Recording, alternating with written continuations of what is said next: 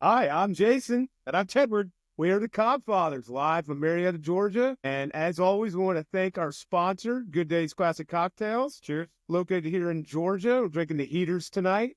Please check us out on drinkgooddays.com or our handle on Instagram at drinkgooddays to find a retailer near you. Well, we are episode number 8? The Ocho. Here we go. The Ocho, and we have a special guest. We do. We have another Helgesen on the line tonight. My older brother, Chris, my only brother, he's coming to us from Larchmont, New York, just outside New York City. He's been a lifelong resident of Connecticut and New York. We're going to dive into that a little bit. So without further ado, Helgi, what do you got? We call each other Helgi. I'm Helgi. He's Helgi. Everyone in my family's Helgi. So I'm probably going to hear that a lot tonight. So Helgi. Yep. My boys are Helgies. Yep. That's exactly buddies right. At school, buddies at high school have started that too. I did live in Georgia for a short period of time, Teddy. As That's you've true. mentioned That's on true. some Very of the, short. Yep. Some of the earlier episodes, I know when you've introduced yourself.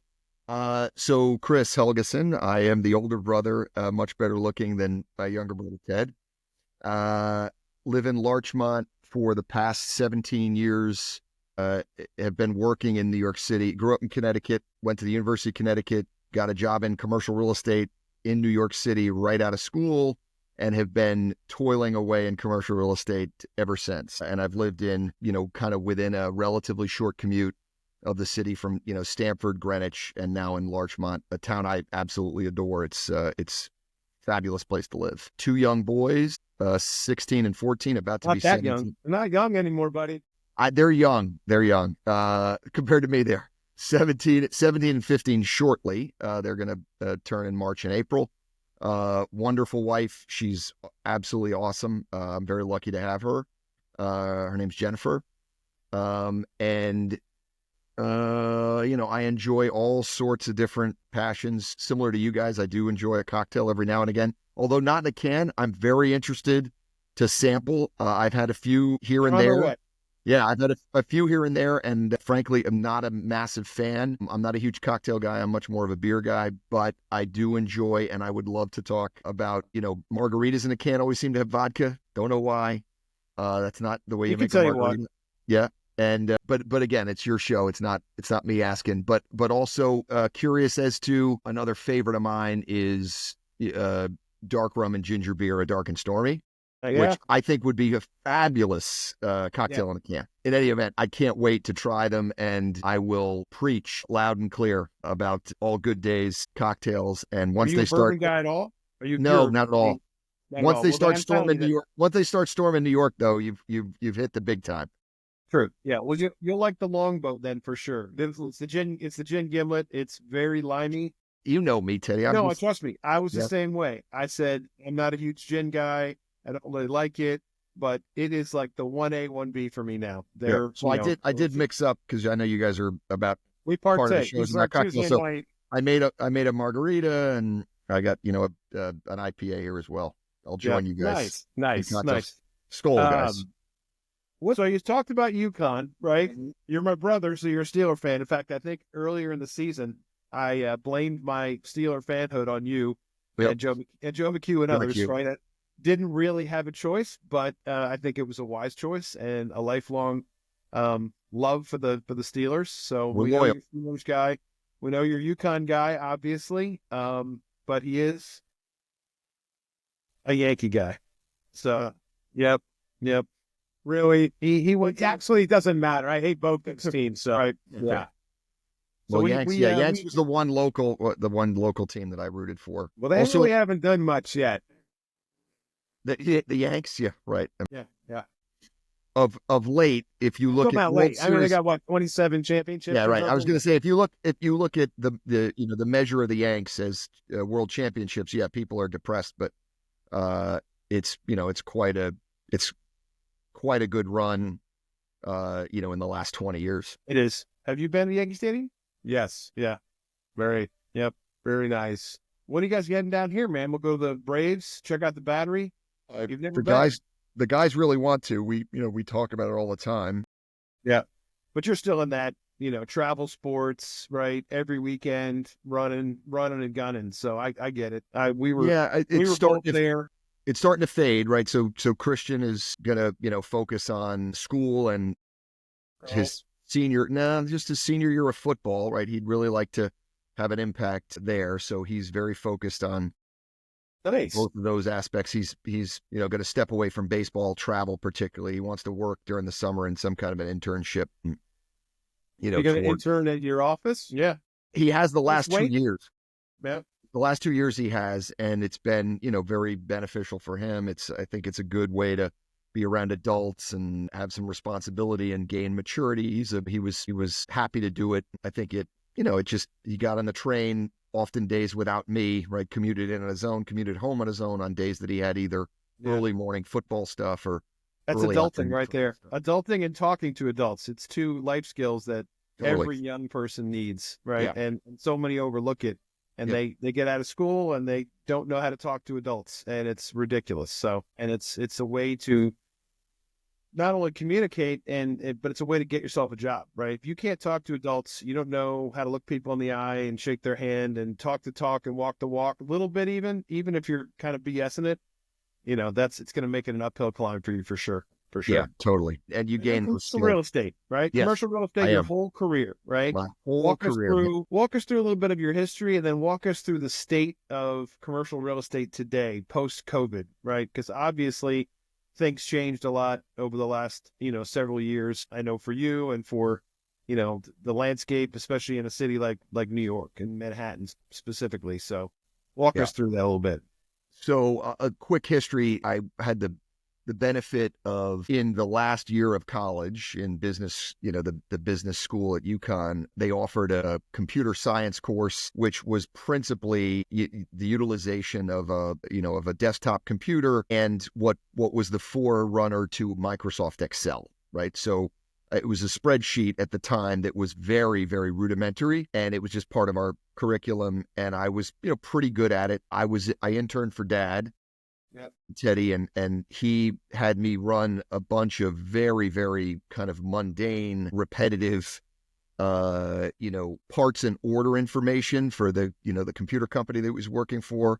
And it was, he did it not because he really needed it. He thought it would be a great kind of life tool and lesson for me. So when I came out, I had this skill and it was just hitting the, kind of the office sector generally. That's crazy. So we went from paper ledgers, right? Paper ledgers and ledgers to a spreadsheet. It's amazing.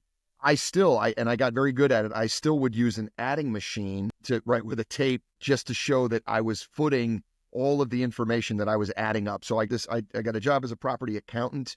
It was quite mundane and it was repetitive on a month-to-month basis. We were doing kind of basic accounting, actual versus budget reports for a bunch of different buildings across New York. I worked for a company that was a property management firm, a brokerage firm, and an owner. I eventually kind of elevated through various and sundry spots from consulting and analysis into kind of transaction management in the brokerage realm. So we had clients that I worked for on a portfolio-wide basis across the city, but also the country. And that was neat. It was great exposure. The two senior partners that I worked with allowed me to loosen the reins. So I, given a lot of responsibility at, kind of a relatively early stage. I navigated through to Trammell Crow Company, which is to this day, the best organization I ever worked in and amongst. And I met my partner Dirk, who's still my business partner to this day. Met him while we were at Williams, the company I was chatting about. We both left to join Trammell Crow, and we always laughed that we felt like we snuck into an Ivy League school without the credentials. Right? It was just a great place to be. Awesome network of people and a fraternity that I wish I still was a part of. It sold and split up, and all the folks. That became UGL Equus, right? Then you went. No. That Trammell became CB Richard Ellis, and then we left from there to run DTZ, right, which was kind of an emerging company in the city, which was owned by an Australian parent. So I don't need to get into all the details, but Trammell was a great place. CB bought us, and then we elevated to DTZ, which became part of Cushman & Wakefield. So I'm at Cushman & Wakefield now for 8+ years.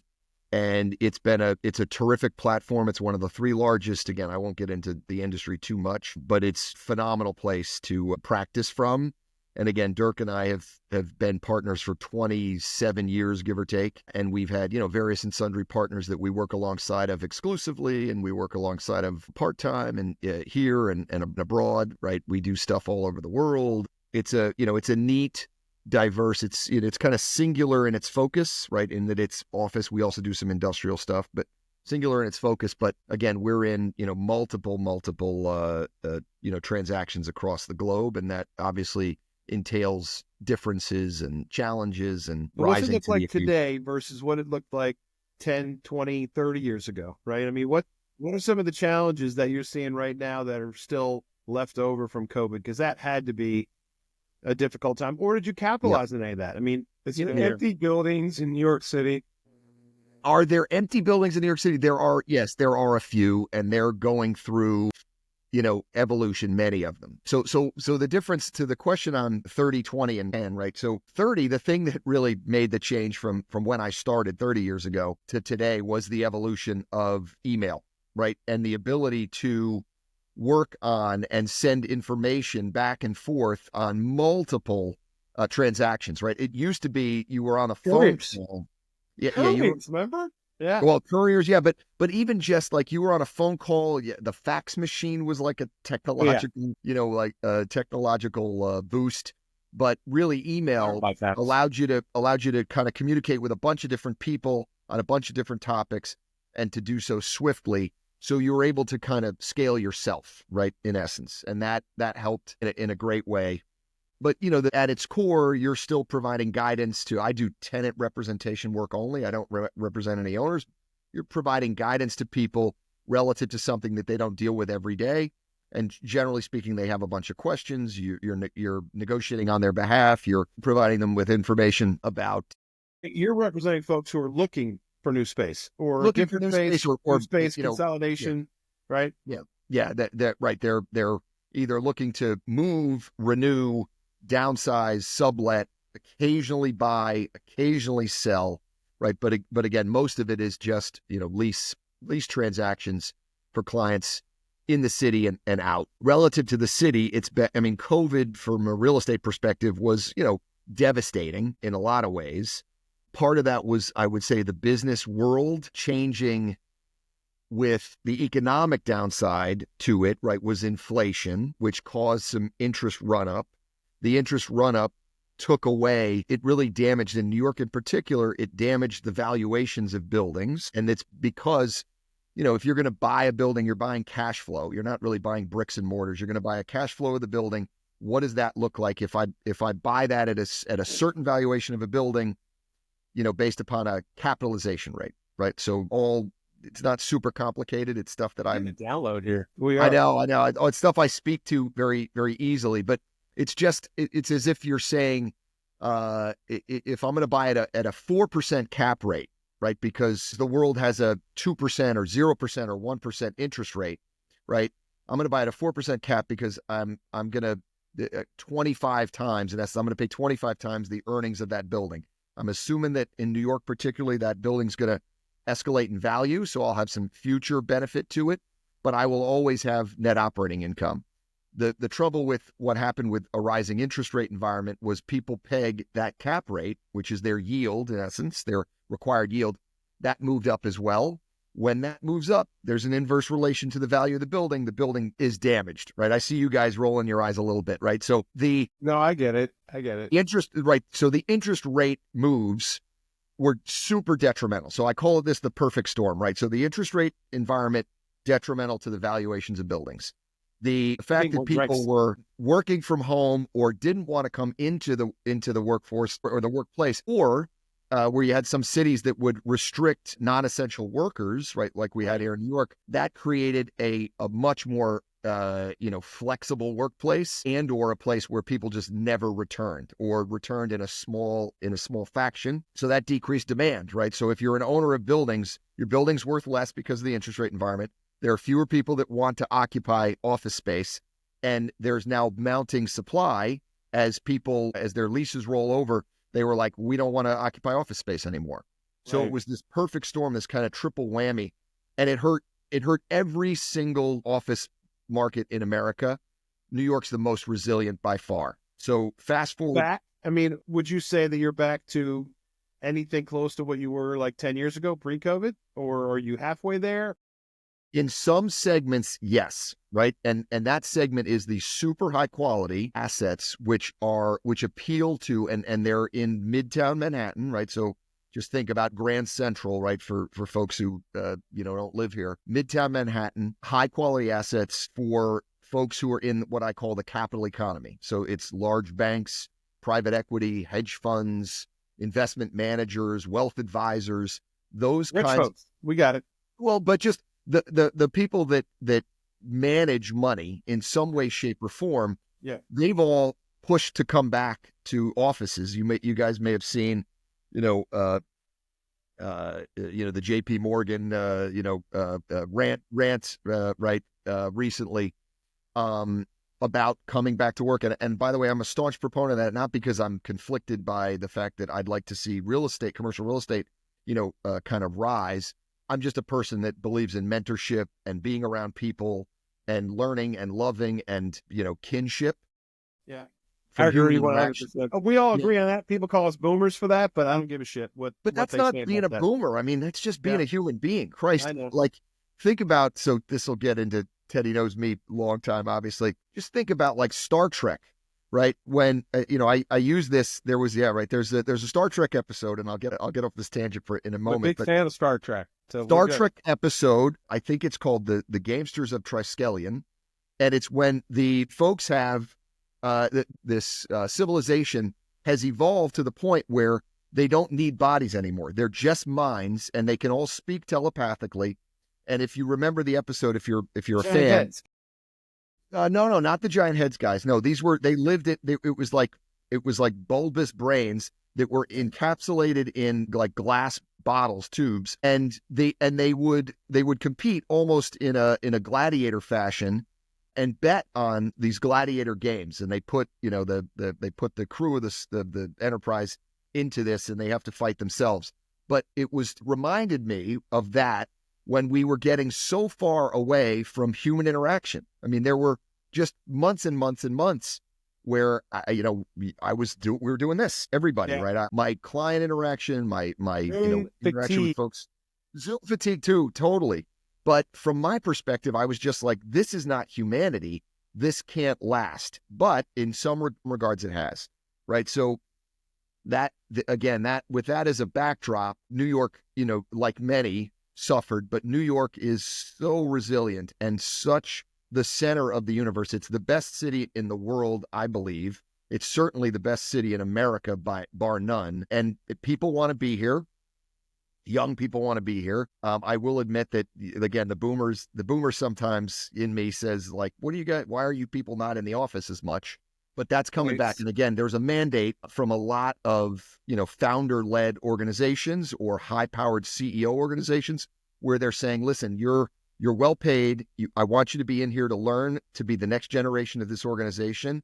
This is important. If you don't want to be here, that's okay. You can be elsewhere. But if you're going to be here, these are kind of the ground rules. Bravo for that. Yeah. Yep.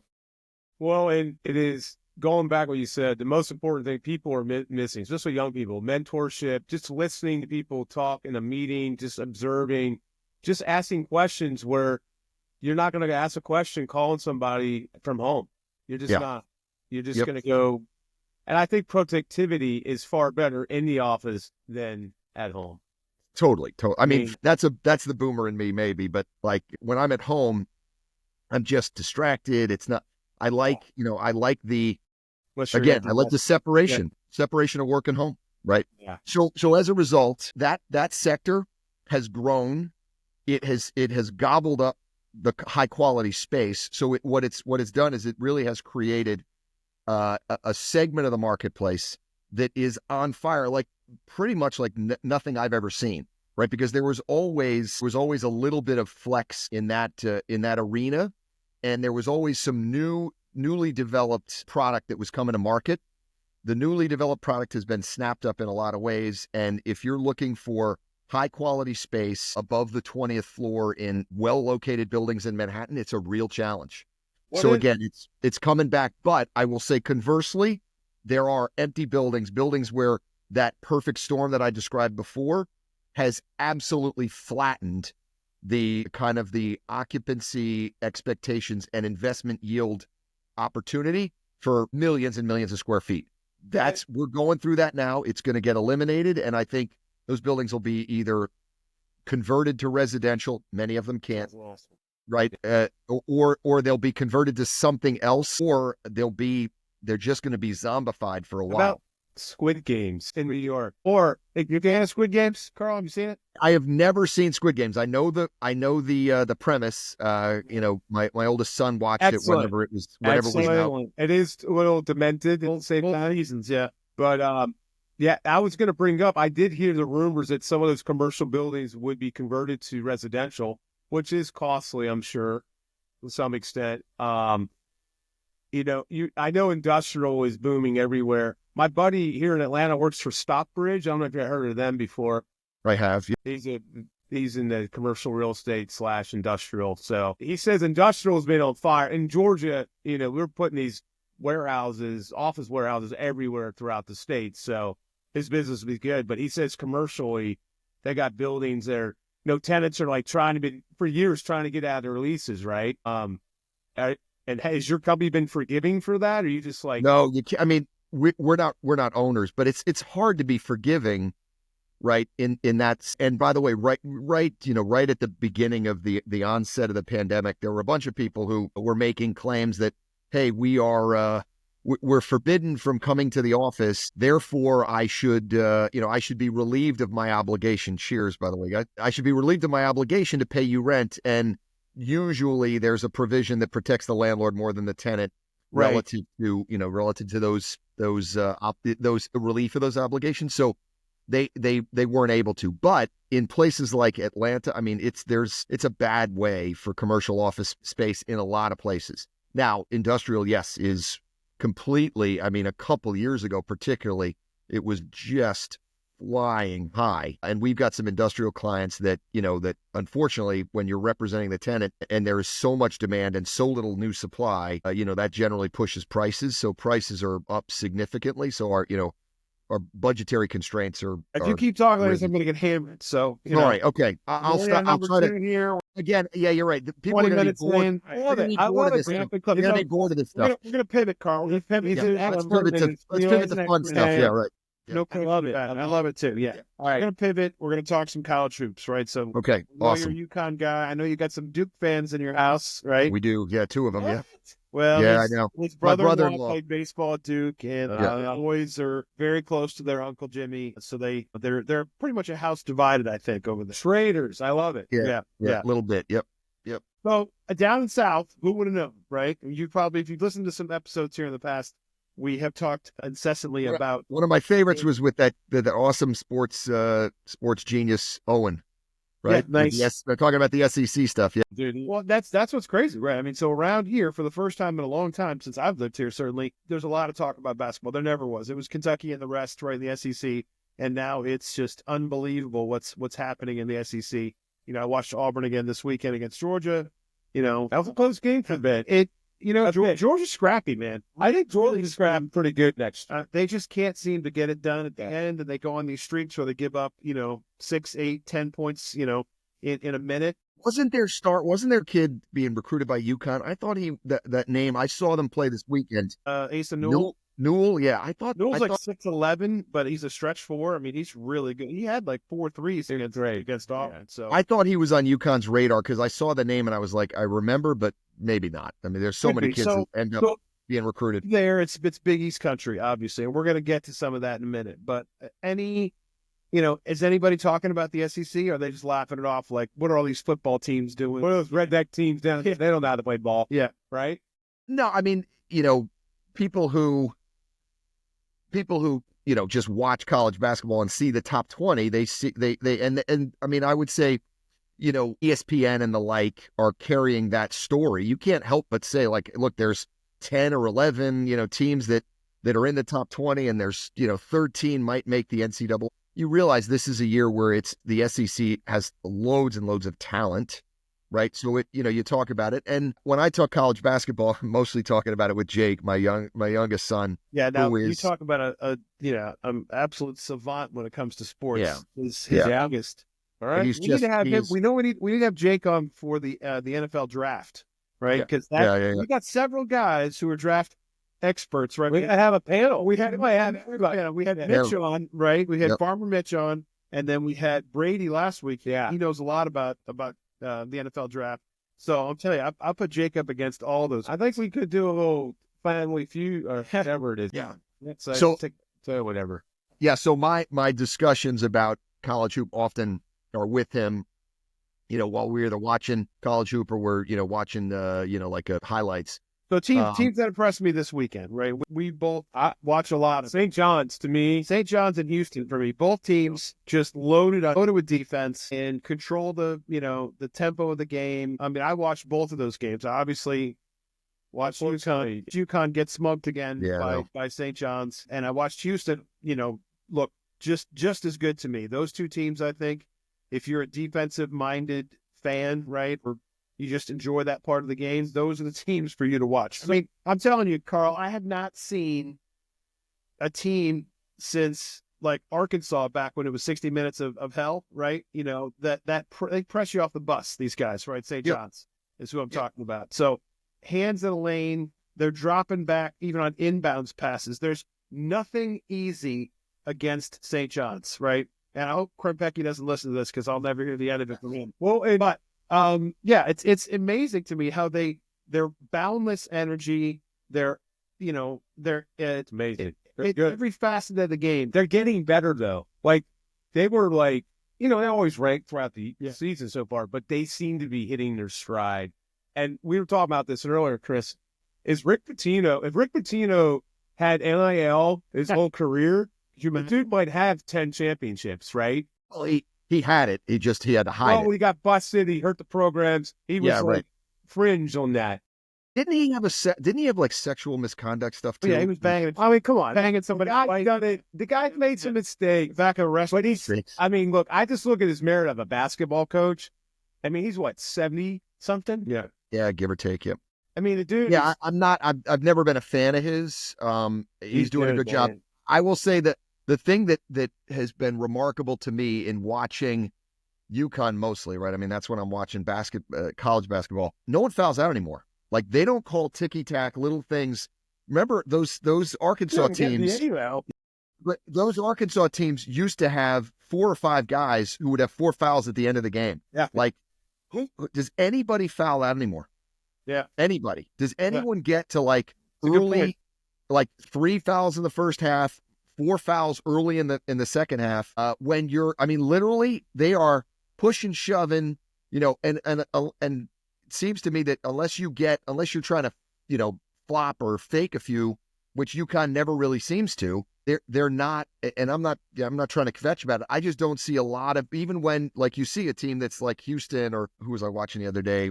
Is it Iowa State that plays some pretty good D? They're pretty solid. They're really good. But again, playing like right in your face D, double, guys kind of running up, double teaming on the high pick and roll, and then rushing back, and there never seems to be one of those, because they used to complain about it all the time, and maybe it's just they finally said, all right, no more hand checking, no more like bump up against. I mean, you get the bumps down in the low post too. Low post game is decimated too. It's unfortunate. I'll tell you what, that's what impresses me also about St. John's is their mid-range jumper game from the L. These guys, they make a living at the L, because they've said all season they can't shoot the 3. Now they did against UConn, but even if you watch Pitino during the game and after the game, he kind of shrugged it off and laughed like, "Oh yeah, we're a 3-point shooting team," because he knows they're not. Yeah, of course. Yep. I mean, they don't miss from 15, but I love 12, 15 feet. I love that. That's old school. Yep. I mean, we'll talk about three-pointer here later on, but the three-pointer in a lot of ways has ruined the game, because that's all they want to do is just chuck it up. Yeah. I mean, you got guys 6'11" shooting 3-pointers instead of just going right to the hoop and dunking on the guy. Yeah. Who was St. John's beaten outside of the Big East, though? So I think the Big East is relatively weak this year. right? I mean, because UConn is not very good, right? Unfortunately. Well, St. John's got one loss, right? Yeah, So but again, who did right? they play in did they play in an early season tournament where they like mowed down some people, or did they just kind of like ride through They have playing their only LIU loss. and Manhattan and No, I don't think so. I think their only loss was to a pretty good team. I think they have two losses, but one in conference, I think. No, I'm saying out of conference early, Yeah. who did they beat up? I'm going to look it up so you guys Yeah. keep talking. Yeah. I'm just curious because I mean, I could give two craps about St. John's, and like I said, I'm not a Patino fan at all. I know. Trust me, I'm not either. Yeah, they're playing well, and From a they pure basketball, pure they beat us. they're playing. They're one of the teams that has really jumped. They're 15-2 in the conference. I guess Creighton's number 2, Marquette, then UConn. Wow, how many teams are getting in? Maybe one. From that, I know that's again the Big East. That's my point. The Big East is off this year. Yeah. So who did St. John's? Look at St. John's first 7 games. Yeah, right. Like I'm just thinking, like UConn was in the Maui Invitational, right? Not all great teams. I know not all great teams, but they were playing in Winnipeg, tournaments. Wagner, Wagner, Baylor, and double overtime back then. Baylor's Georgia. That's a crazy. So there you go. You talk about the Big East. I mean, Georgia is a lower tier SEC team. Yeah, they're clearly solidly on the bubble. I mean, they don't. You're right, but they lost to Creighton in end of December. They haven't beat anybody ranked. Well, they beat Marquette. That was a 6-point game a couple weeks ago. They beat UConn. They beat Creighton again. I mean, they're right. They haven't beat that many ranked teams, but that's the type of team though is heating up. And they might be primed for March Madness if I'm getting that. I'm not saying they're going to win it all, but it wouldn't be shocking they go to Sweet 16 because they just see. Oh, yeah, Sweet 16, I think, is absolutely but again, I don't know who, again, I as I was thinking it through, I was like, have they beaten anybody aside from, beating UConn twice, is good, but it's not, it's not as impressive as it would have been last year. It's hard to do what you guys, you guys, UConn been great the last couple of years. I mean, it's the greatest. I mean, the greatest team for those last 2 years. I think it's the greatest tournament team ever. Right?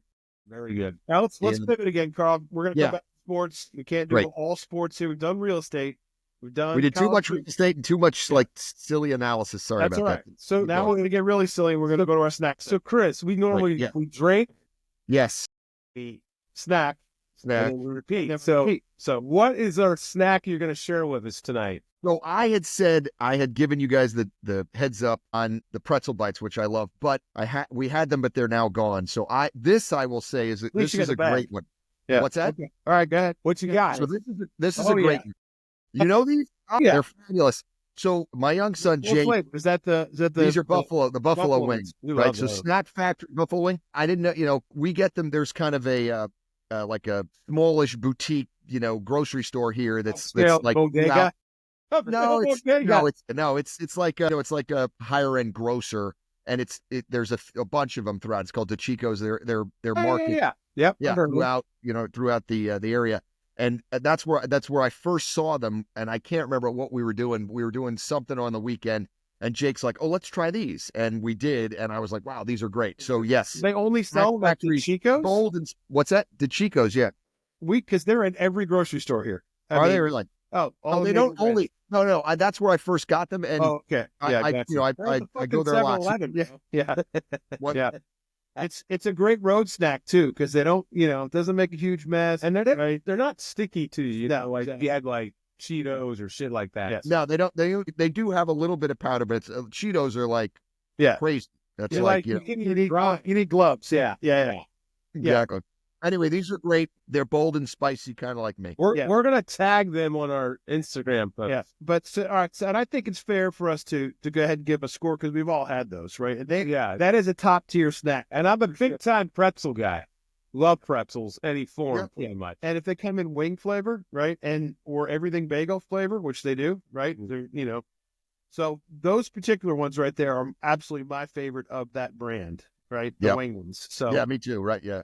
I'm gonna go a little crazy here, right? And it's a scale of it's one of the highest one you're gonna get. This is the highest one for the Cobb podcast that I have highest score I've ever given out, and I'm gonna go 4.8. Wow. It's almost the perfect snack. On podcast number 8, I feel I honored. give it because I'm a purist on pretzels. Yep. But I'll give it about a 4.3. 4.3. Yeah, I love them. I'll eat them. H, what do you got? Out of a 5. So I do enjoy them. He's gonna overanalyze this. Just give us a score, man. I do enjoy them. And I just said, let me try with like a little bit of beer, right? Because I just pulled an IPA. Perfect So, pairing. Perfect pairing. Yeah. Pretzels and beer are great. I will give these a 4.4. Nice. They are really, Right. they're really good. Solid snack all around. So tag. I will tell you, if you got a Trader Joe's near you, the peanut butter pretzels there are money, really, because they're really inexpensive too.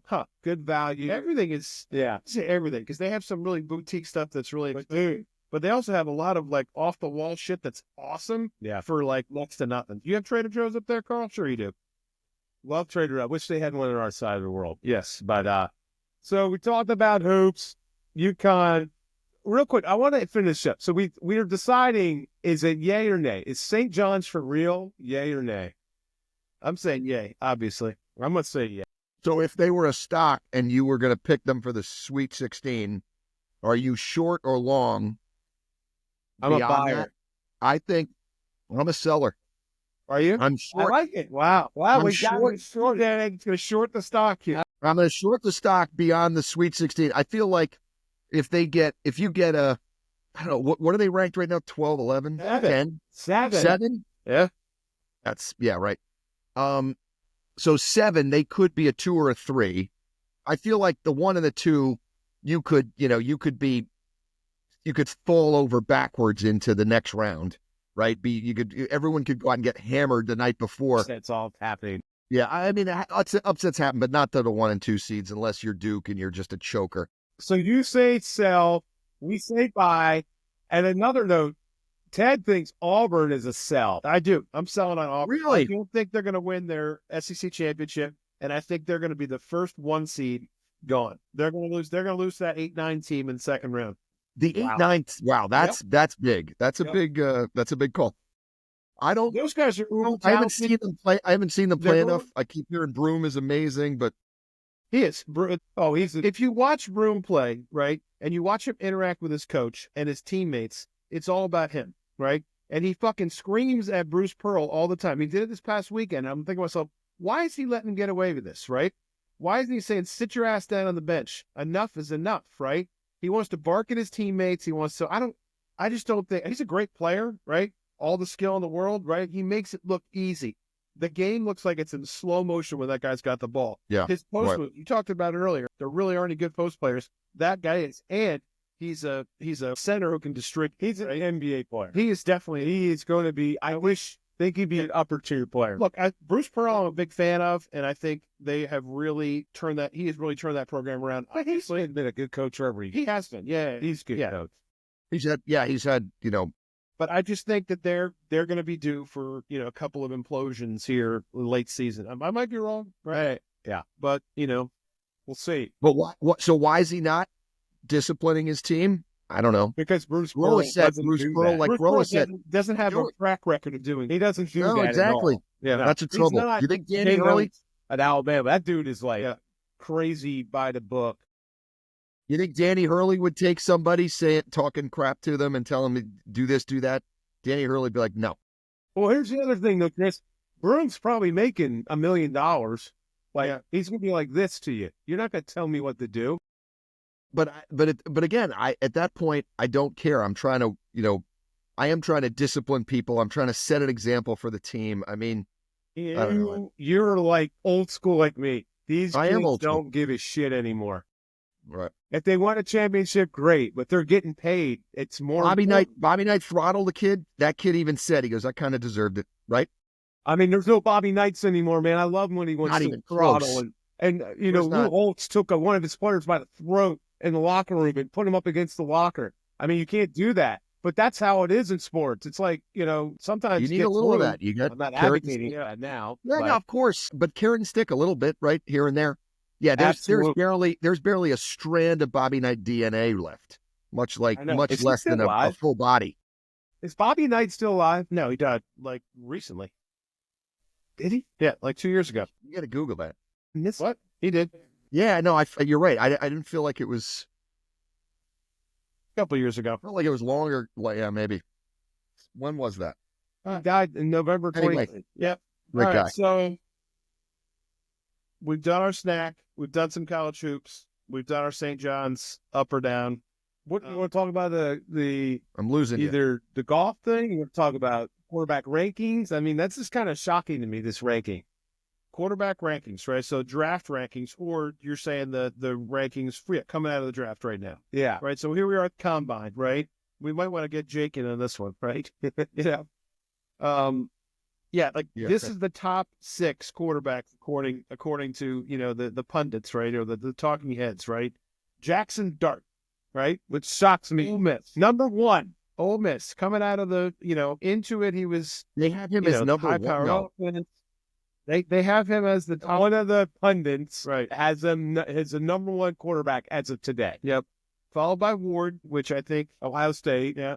No, Miami. And then Will Howard from Ohio State. Yeah. Who I really was impressed with during their run to the national title. I think the dude's got it. He's got the real deal. I think he should be number 1. Right. And then of course the wild card, Shedeur, right? Shedeur Sanders. Is he for real? Is he just overrated? Does he really have a Brady said last week he's got a chicken wing, right, for an arm, and he's not going to be able to make the NFL throws. Sorry. So he's a little bit, down on him. Quinn Ewers, right, in Texas, right? Is this guy? I think he can be better. I think he's got more opportunity to improve.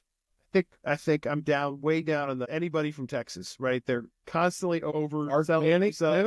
We haven't seen anything with Arch Manning yet. Let's see what he really does. So number 6 is Milroe from Bama, and I got a text from who's as a cannon from Mitch. He sent me something. He's like, I'm feeling a little bit better about because the Giants might have to draft a quarterback, right? Might have to, but he's worried about his small hands. Yeah, he just does have hands. Because, Chris, you probably don't follow Bama, but their center left last year, went to Ohio State, won the national championship, won the Outland Trophy. It's the best center in college football.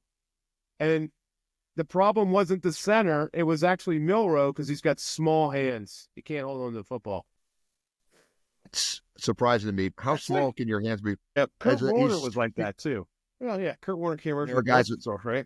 He has a cannon, though. Milroe, did you see Milroe's workout the other day? Oh, the dude, look, he you know what he is? And I hate to say it this way. I think he threw the ball 114 yards. I mean, he's a poor man's Jalen. Like, Lord Almighty. He's a poor man's Jalen Hurts. Yeah, maybe. Right. Yeah. But being a poor man's Jalen Hurts. Got a long ball. He's a nice guy. He's pretty smart. Like, he's a good dude. He really should just become a running back. That's what I think. Yeah, right. But it's tough. Like those guys who are like, they try to convert because they're such good athletes. It doesn't translate. Like Tebow should have changed. He would have been in the NFL for 10 years. As what though? A tight end? I mean, what do you do? Yeah, it's like dude was athletic as hell. Yeah, totally. Yep. He just his windup was like this, slow motion. You could have used him a little more gimmicky. Look, he threw for 300 yards against the Steelers and beat us in the playoffs. So and that was Demaryius Thomas. It wasn't him, but still, he's dead, isn't he? He is. Yeah, another guy's dead. Another dead guy. Jesus. Yeah. Yep. Yeah. So that guy was. All right, I think we go right to the heater moment, Jay. All right, so hold on. So by the way, Christian, my oldest, is a huge fan of Jackson Dart.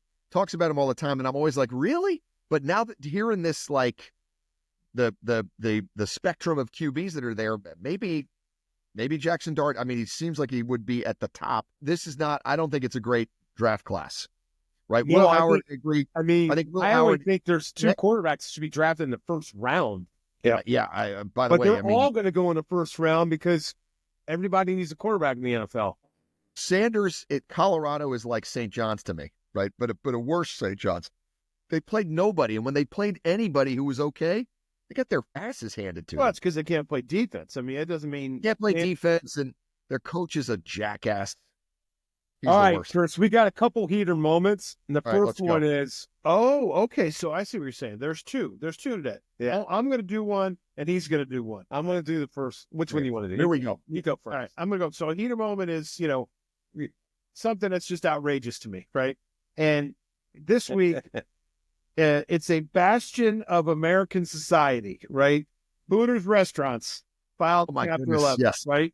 Hooters filed Chapter 11. What is this world coming to, right? And there was there was a funny meme I read this week, and it was like, they're blaming Gen X, right? I'm sorry, they're blaming Gen Z, excuse me. Yeah. Blaming Gen Z and these guys who, don't want to go out and socialize, don't want to go out and drink beers with their buddy, want to stay home, play video games, right? And order food in, right? And they're just not doing it. We've talked about the craft beer problem too in that same generation, right? I mean, of course, here we are drinking these. They're delicious, but craft beer, and breweries are, going the wrong direction, right? So Really? Take notice, Carl. Yeah, because all the kids, right? Anyone who's certainly under 25, but probably under 30, are drinking canned cocktails. They're drinking ciders. They're taking White Claws. They're taking gummies. Yeah, they're taking gummies, right? Gummies is crazy, yeah. Avoid the hangover. I know. So traditional beer, right? And breweries and, your old watering hole, the grill, right? The grill is still being because until we all die off, right? Till Gen X dies, right? Yeah. Right. Yep. So, I mean, thoughts on that, Carl? You a fan? Do you go there for the show? Do you go there for the food? Do you go there for the lukewarm beer? When's the last time you went to? When's the last time you went to Hooters? God, I can't remember. It's years and years and years, at least 3 decades or 2 decades, right? Wow, and he's not that avid. I don't think there's a lot anywhere. But also there aren't many around, and I feel like if and when I did, I bet you Teddy was there with me. Probably. And it was probably on like a golf trip or something like that. Yeah. And I have nothing against it, and it was always fun, and it was, I'm sure today, by the way, also a little bit of sexism, right? Like, how can you have these gals dress up, like they do? That's not the way the way proper society, right? I'm just saying there's an opinion that's like that. For that.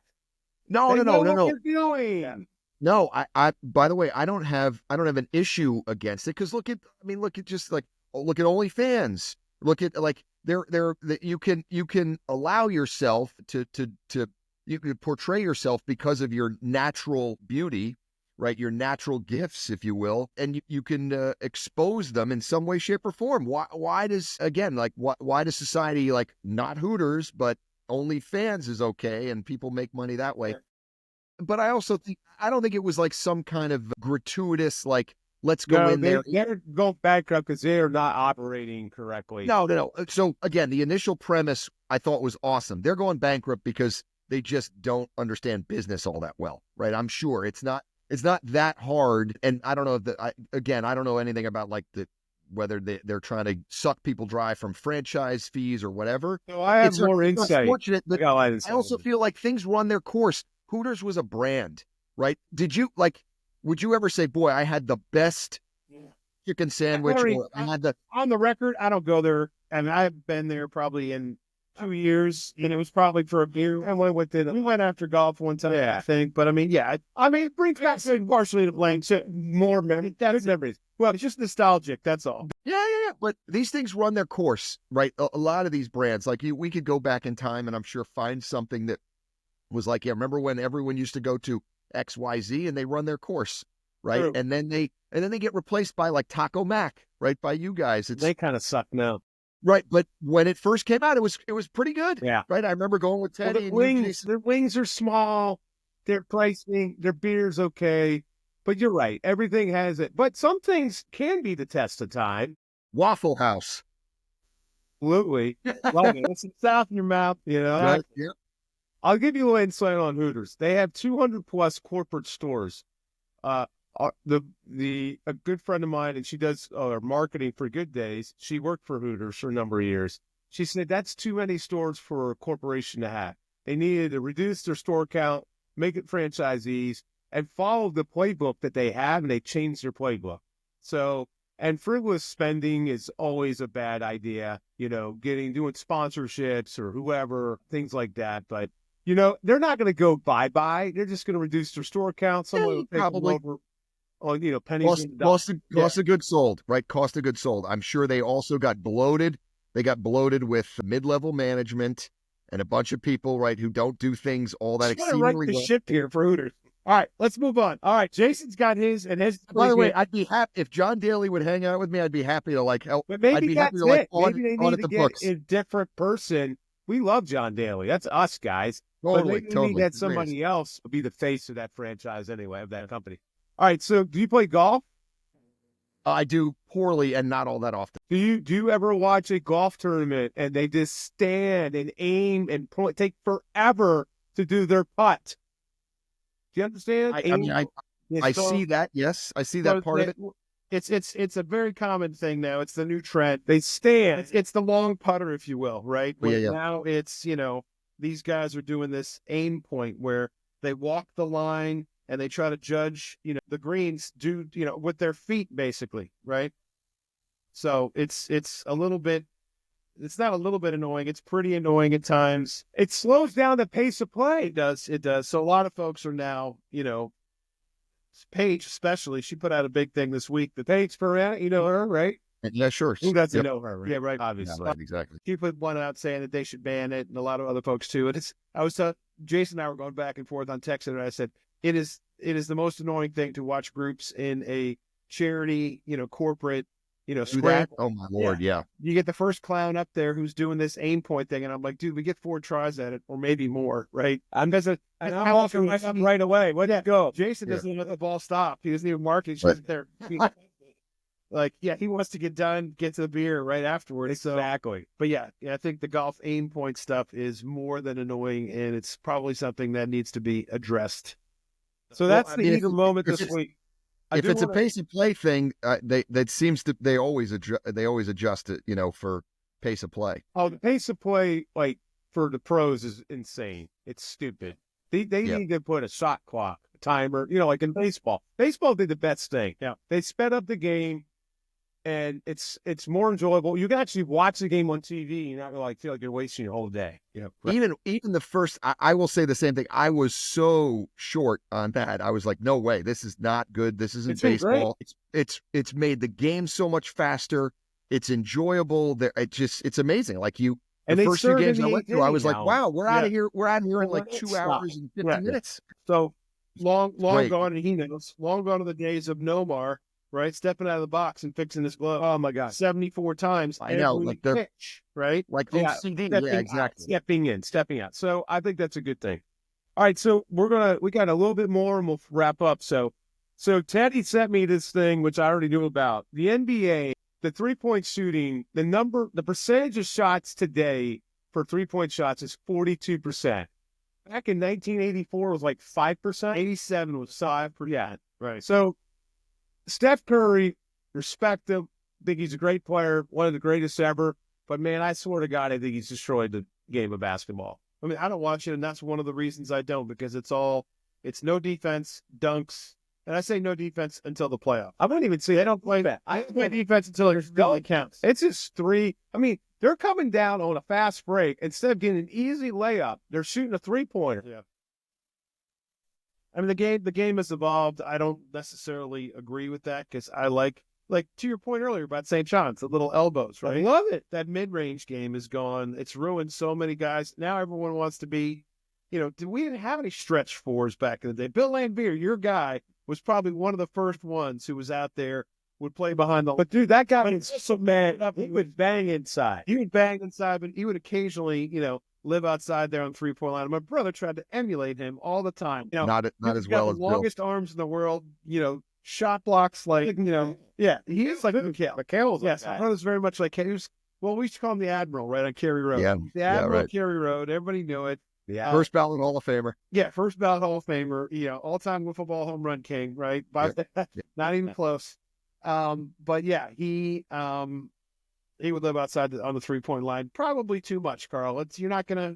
Well, Yeah, no, totally. But look, I mean you and Laimbeer, but yeah. No, to the both. And the game has changed to the point where I've never really been, not since probably 1991, give or take. I've really been a fan Buck of the Williams NBA. Nets days, yeah. Yeah, Buck right. Williams. Yeah, Buck was the man. But I like George Gervin back then. Oh yeah, and it was awesome. Artist Gilmore. Yeah, the game has changed. But I will tell you this: I coach basketball for my oldest guy in CYO, and I'm like, guys, there is a simple statistic. If you hit 33% from 3, it's like hitting 50% from 2. It's the exact same thing. So I don't mind you shooting an in-rhythm 3 because you get the benefit of 1 extra point. Are they crashing the boards though? Nah, not particularly. But I would be like, shoot the three, but you got to go crash the boards. yep. But You but gotta again, go it's a math issue, and I think that's what the world is much more about statistics and probabilities and like look at baseball. Baseball's changed. Like remember when guys used to hit 300? Now no one cares anymore. I mean, what's the stat from last year? How many teams hit like 240? Yeah. Right? There's a bunch of teams that didn't hit 240. I was like, really? That's nuts to me. But it's all about OPS now, and it's about, like get a couple of guys on base, hopefully, and just keep swinging for the down. So all these sports have evolved. Basketball, to me, I agree. It's not as much fun to watch. I want to watch it. College hoops is still great. I'll watch that till I die. But NBA, I'm interested in the NBA, but I just can't watch it. It's just disappointing. Did you watch the hockey this week? No, we were away. We were in Yeah. Italy for the break, which was awesome. All right, we're moving on. All right, two more things. We got to do our cornhole update. All right, so cornhole update. Guys, that's the follow-ups, right? Well, we've wrapped our regular season on a high note, right? We're 3-4. And I didn't give an update 2 weeks ago, so we lost 2 weeks ago pretty badly. But we rebounded nicely this last week, which is the last week of the regular season. And we beat, I'm going to say, our arch rivals now, our nemesis. They're pretty good. So pretty good, but what's their nickname? They are the Sigourney Fevers. No idea what that means. So they have 4 guys. 3 of the guys are really cool. One of the guys I might want to punch. Yeah. Sigourney Fevers? Come on. That's it. Yeah, Sigourney Fevers. Yeah. But so we're the Codfathers in cornhole too. So we had I know actually that. you played pretty good. You did a nice job. You lost the first game, but not the second. I got to play games 2 and 3. Yep. And who's the better of you two? Teddy. Yeah, I mean he was a But great softball pitcher. I gotta say, he could do one thing. Teddy could do one thing well on a softball field, and that was pitch. Yeah. Everything else he was not very good at, but he really could throw strikes. He could throw strikes. I could throw strikes for sure. Yeah, I mean, that's Ted. But again, that's the one good thing you could do. This is more consistent. I just get hot, and then that's it. Like then it gets knocked. Right. Yeah, so the switch goes and you're good. He and Todd played good. So when the last run, we're front. Tomorrow night's the playoffs. Yep. So I'm going to get there early. We're playing a team that we lost to. I'm going to get playing golf. I'm going to be humming it there. All right, he's coming in hot. Coming in hot. Yeah. He's coming in hot tomorrow. That's my long night tomorrow because it's you win, keep playing. If you win, you keep playing. We start at 6:30. Brews will be flowing. We got the pizza there. I left to eat the wings. So it's good. No, so 3 and 4. Around 500, middle of the pack. Hey. See if we can get down. Good. Look, it's a tough league, too. Like, this is an intermediate advance. This has got to be the most, I think it's the toughest league we've been in. It's the most competitive. Yeah, of course, if we win our first match, we get the number 1 seed, who's awesome. Undefeated. You're like the 8-9, right? It's like the 8-9. Yeah. Take them out. Hopefully you get Auburn. Teddy, hopefully you get Auburn. Exactly. So here's the deal.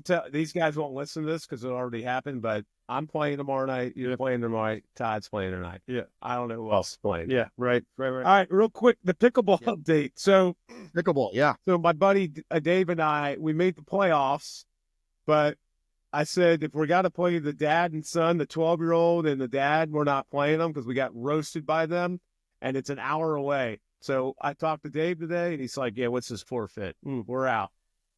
Not driving an hour to get your butts kicked by a 12-year-old. This kid's got a pickleball coach. He's so good. This kid is good. I love pickleball. I just, it's like anything. You got to practice. So, yeah, totally. When our new season starts, Alta, our team, where I'm the captain with my wife, we actually have a scrimmage Monday night here at the farm. Nice. We're going to check it out. All right. We're going to be there. Tomorrow, we got we're going to wrap with our 5 rapid fires. All right, I'm going to go number 1. Here we go. What's on your bucket list that you haven't done? Boy, there's so many things. Didn't do Mount Rushmore. Yeah, I would say, years ago, I would have said play Pebble Beach, right? Just because I think that's a neat thing. Yeah. Earlier I think that wouldn't be a neat thing. And I've been out there. It's a beautiful place to be. Hang on a second. I shared that story like either episode 1 or 2. Yeah. Well, I said Pebble Beach, and I gave the story. You know the story I'm about to tell right now. I said my brother was going to sponsor a trip for 4 of us to go and play Pebble if he didn't get married before he was 40. If I didn't get married, exactly. Bitch. I know. I went married before and he was got 40. married. And there The I best- was. Why don't we just go? Well, the best move of my life was getting married, obviously. I know. So I missed that. know. But I've always kind of thought about that. But I'm not a bucket list guy. I probably should be more. I should think more deeply about these things. But All right, number 2, Ted. Yep. Criminy. Ted. What's the best place you've ever been to? Visited. Normandy, France. Wow. Oh, that would be. Was that this trip? No, that was. It was no two summers ago. Every American should go to Normandy and take a full day tour with a guide to go through start to finish what happened on on the D-Day at the D-Day landing. You will well up with pride. You will see that America is still there, immensely respected. And if you end the day at the American cemetery, you will, like I did, cry your eyes out. I bet. Yeah, I've heard. Never been more proud to be an American. It's an unbelievable educational experience. Wow. We went with a guide who knew so much. The absolute greatest place to be for a day in my lifetime. That's awesome. It's on my list. All right, number 3, a person that you want to have a drink with, dead or alive. Elon Musk. Really? I like that. Wow. All right. I'll do that. Especially right now. Right. I mean, look, We didn't get in. I would say Trump too, but I mean, like Elon Musk, I just think he's an amazing, odd, brilliant character. It's a good. I mean, the other would be after coming back from Italy, Michelangelo, right? But I mean, that seems. You just want to do a bust of your penis. I got it. Yeah. Yeah, right. All right. What's your favorite TV show, either ever, present, past? Star Trek. The original. Right. None of this. The original. Everything else sucks. James all the Shatner and William Nimoy. Shatner, Yeah. James Tiberius Kirk. Yep. Yeah, love that show. All right. That was it's great. And as I've gotten older, you see the kind of the social aspect of what they were trying to do then. Like as a kid, I just loved it because it was cool sci-fi. But now you see it and you're like, wow, there's actually meaning behind each of the episodes. I could have told you he was going to say that. I mean, that was just immediate bust out. Well, I kind of knew that he already set it up. Sure. MASH was number 2, by the way. MASH is right up there. And I loved MASH. Yeah. Yep. All right.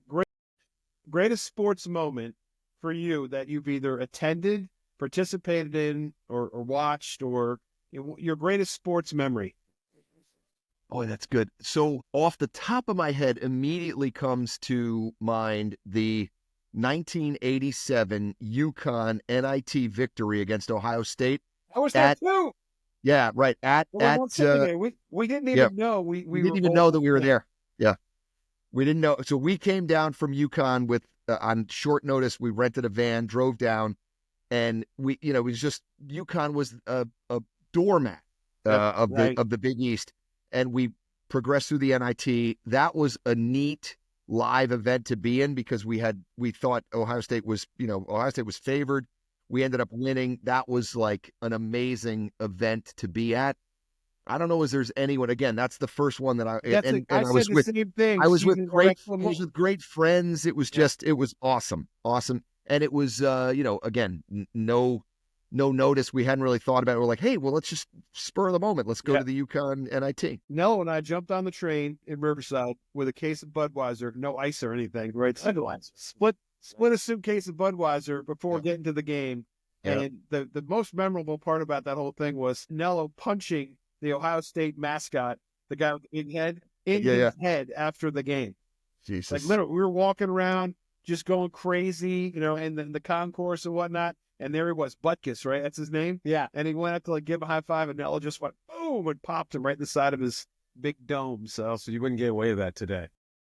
But imagine like two brothers not knowing that the other's like in today's day and age, you would know because I would have texted you or sent you a picture or whatever. Well, we didn't know for days. I think we called each other, or next time we talked, we were like, how about that game? We were like, yeah, it was awesome. I went. And he's like, so did I.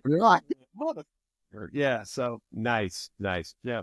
Well, Chris, we appreciate the time tonight and look forward. This was awesome. Thanks, guys. I can't wait till the good days gets here. I love the alchemy. We're gonna do a follow up and we want your review on all 4 flavors. I will heartily give that, and I love the thoughts on. I'd love your thoughts on the alchemy of like adding to the legion So you think the dark and alcohol. stormy is the next flavor, huh? I think dark and stormy, or I don't know why. Again, long it seems in the explanation, but I don't know why a real margarita with tequila doesn't work. But clearly, you guys know better than I do. No, not everybody likes tequila. See, I'm trying to get him to do a Paloma. And costs, you a Paloma? What costs are a little bit higher when Jen we look is into this. Palomas. I mean, the ladies like Palomas definitely, I and love being and, Paloma. Yeah. Our number one is the port swing when you get it. So, all and right, what's it's the a port wrap, swing? Ted. Episode Last 8. one. What's the porch swing? Sorry. It's a Is it- vodka, cran, lime, and a pinch of grapefruit. Yep. So, Okay. all right, we're going to wrap this up. What do we do, Ted?